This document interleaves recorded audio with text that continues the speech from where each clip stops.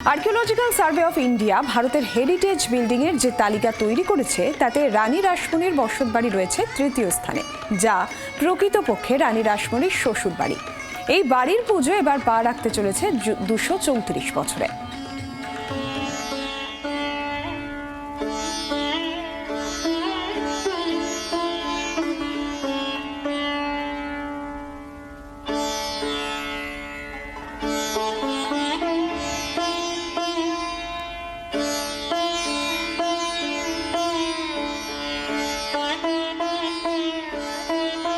বাড়ির এবং পুজোর বয়স এক।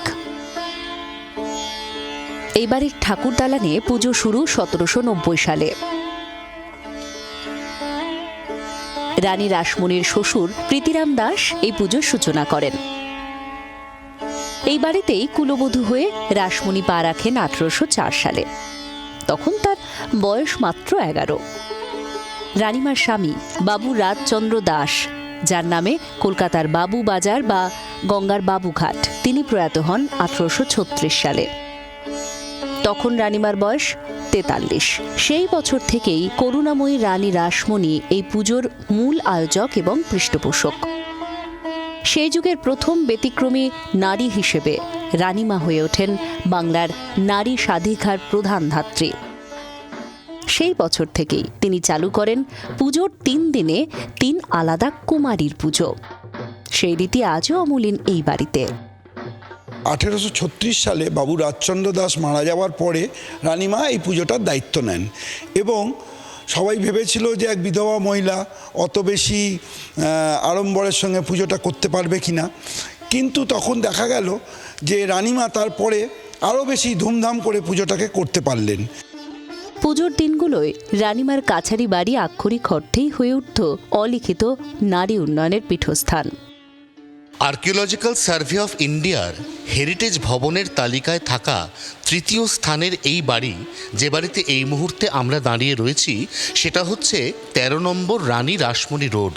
আমরা দাঁড়িয়ে রয়েছি রানীমার কাছারি বাড়িতে। এই বাড়ি কাছারি বাড়ি কারণ এখানেই রানীমা তার বিষয় সম্পত্তি যাবতীয় দলিল দস্তাবেজ নিয়ে বৈঠকে বসতেন, প্রয়োজনীয় কাজকর্ম সারতেন এবং মুহুরিদের সঙ্গেও কথা বলতেন বা আলোচনা করতেন এই টেবিলেই। দুর্গা পুজোর সময় এই গোটা বাড়ির চেহারা যেন পাল্টে যেত। বাড়িটা হয়ে উঠত বাংলার সেই সময়কার মনীষীদের সাংস্কৃতিক পীঠস্থান অথবা তার মেলবন্ধনের জায়গা। এই টেবিলে বসেই পুজোর সময় কত গুরুত্বপূর্ণ আলোচনা সারতেন পণ্ডিত ঈশ্বরচন্দ্র বিদ্যাসাগর বা রাজা রামমোহন রায়। একসময় 7টা মহিষ বা ছাগ বলির প্রচলন থাকলেও রানীমার বর্তমান প্রজন্ম সেই রীতি বন্ধ করে দিয়েছেন। পাশাপাশি বন্ধ হয়ে গিয়েছে 40 মণ চালের নৈবেদ্য প্রদানের রেওয়াজ। তা কমে দাঁড়িয়েছে মাত্র 1 মণ চালে। বাকি প্রতিটি রেওয়াজ বিগত 234 বছর ধরে চলে আসছে একইভাবে। এই বাড়ির প্রতিমা শিল্পী এই মুহূর্তে 5ম প্রজন্মের, নাম লালু চিত্রকর। হ্যাঁ, এটাই কলকাতার সেই একমাত্র বনেদি দুর্গাপুজোর প্রাঙ্গণ যেখানে কোনো কুমোর বা পটুয়া নয়, মূর্তিকার একজন চিত্রকর। এই পরিবারের পারিবারিক পদবি চিত্রকর, যা স্বয়ং রানীমার দেওয়া। 1864 সাল রানীমা মারা যাওয়ার কয়েক বছর পর দক্ষিণেশ্বর মন্দিরের গদাধর পুরোহিত অর্থাৎ স্বয়ং ঠাকুর শ্রীরামকৃষ্ণ এই দুর্গা দালানে সখী অর্থাৎ নারীর ছদ্মবেশে পুজো করেন। সেটা ছিল রানীমার আদর্শ দ্বারা অনুপ্রাণিত, কারণ সেই যুগে মেয়েদের দুর্গাপুজো করার অধিকার ছিল না। দেবী স্বয়ং দুর্গা একজন নারী হলেও। এই বাড়ির প্রতিটি ঘর যেন আলাদা আলাদা করে এক একটা ইতিহাসের মূর্ত দলিল। এই মুহূর্তে আমার সামনে যে বিশাল পালঙ্ক, 1864 সালে সেই পালঙ্কে শয়ন করতেন স্বয়ং ঠাকুর শ্রীরামকৃষ্ণ। রানীমার প্রয়াণের পরে 1864 সালে ঠাকুর শ্রীরামকৃষ্ণ এই বাড়িতে এসেছিলেন। সখী বেশে দুর্গা দালানে পুজো করেছিলেন মা দুর্গাকে। সখী বেশে পুজো করার উদ্দেশ্য ছিল উইমেন এম্পাওয়ারমেন্ট বা নারী শক্তির জাগরুকতা। আসলে সেই সময় কোনো ঠাকুর দালানে উঠে কোনো মহিলার পুজো করার অধিকার ছিল না।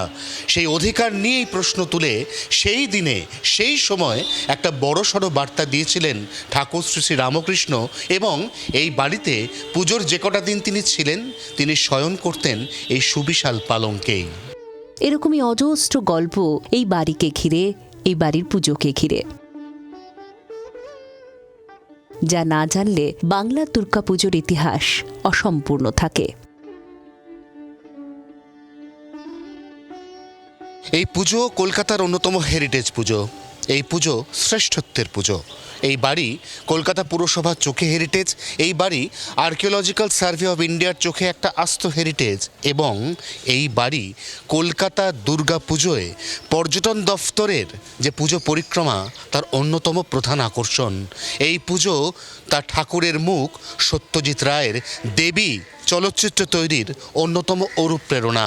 এরকম একরাশ গল্প নিয়ে কলকাতার যানবাজারে আজও সগৌরবে বিদ্যমান রানী রাসমণির বাড়ি এবং সেই বাড়ির দুর্গাপুজো। জি 24 ঘন্টার জন্য ক্যামেরায় তরুণের সঙ্গে অয়ন, কলকাতা।